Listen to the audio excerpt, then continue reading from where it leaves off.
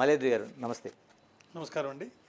Sir ఏంటి ఇప్పుడు దేశవ్యాప్తంగా అనేక చర్చలు జరుగుతున్నాయి. ఇప్పుడు తెలంగాణ రాష్ట్రంలో ఎట్ ప్రెజెంట్ ఇప్పుడు అంటే అనేక మంది ఫోన్లు ట్యాప్ అయ్యాయి.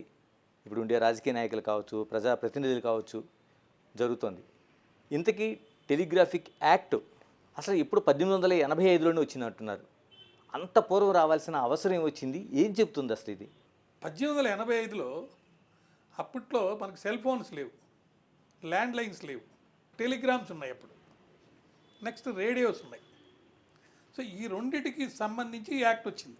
పావురాల రూపంలో మనకు మెసేజ్ వచ్చాయి, తదనంతరం టెలిగ్రామ్ రూపంలో వచ్చినాయి, రేడియో ద్వారా వచ్చినాయి. టెలిగ్రాఫ్ ఆఫీసర్ అని ఒకరు ఉంటారు ఆ యాక్ట్ కింద. సెక్షన్ 3లో మనకు డెఫినేషన్స్ అవి చూస్తే మనం ఏదైతే మెసేజ్ ఇస్తామో టెలిగ్రామ్ ద్వారా కానీ రేడియో ద్వారా కానీ దానికి అప్పట్లో చాలా ప్రొటెక్షన్ ఉండేది. అంటే ఫోన్లు రాకముందు దాన్ని ఎవరు ఇంటర్ప్రిట్ చేసేవాళ్ళు కాదు. ఏముంది టెలిగ్రామ్లో మెసేజ్ అంటే ఎవరు ఇవ్వరు, అంత ప్రొటెక్షన్ ఉండింది. ఆ టెలిగ్రాఫ్ ఆఫీసర్కి మీరు ఏదైతే ఫిలప్ చేసి ఇస్తారో దానికి కూడా అదే ప్రొటెక్షన్ ఇచ్చాడు. తర్వాత అతను పబ్లిక్ ఆఫీసర్ కాబట్టి అతను దాన్ని వైలేట్ చేయకుండా అతనికి తెలిసిన ఇన్ఫర్మేషన్ కూడా ఎవరికి ఇవ్వకుండా కూడా దాంట్లో ప్రొటెక్షన్ ఇచ్చాడు. అట్లా అప్పట్లో ప్రజలకి వాళ్ళకున్న హక్కుల్ని, గోప్యత హక్కు, ఇప్పుడు ఫండమెంటల్ రైట్ అంటున్నాం కానీ అప్పుడు ఫండమెంటల్ రైట్ కాదు కదా, అప్పుడు కాన్స్టిట్యూషనే లేదు. ఓకే.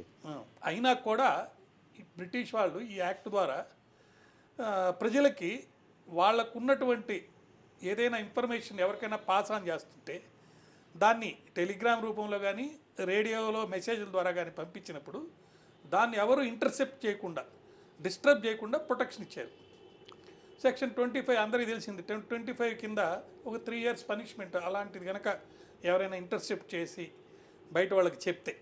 అంటే ఏం చెప్తుందండి యాక్ట్ కానీ ఉల్లంఘిస్తే అంటే ఏం చర్యలు తీసుకోవచ్చు అసలు?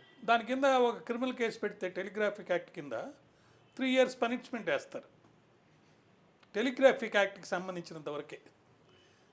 అయితే పబ్లిక్ సర్వెంట్స్ చేసినప్పుడు కొన్ని ఇతర యాక్ట్స్ వస్తాయి.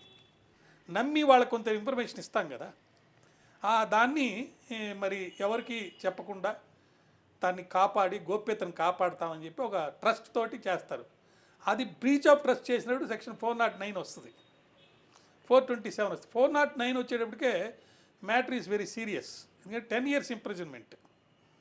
ఇప్పుడు చీఫ్ మినిస్టర్లు, ప్రైమ్ మినిస్టర్లు లేదా ఎంపీలు, ఎమ్మెల్యేలు ఇటువంటి వాళ్ళందరూ కూడా ఇప్పుడు చాలామంది ఈ మధ్య చంద్రబాబు నాయుడు గారి మీద 409 చాలా ఇంపార్టెంట్ కేసు సెక్షన్ అయింది. ఇప్పుడు ఇక్కడ తెలంగాణలో పెట్టిన కేసుల్లో 409 కూడా పెట్టారు.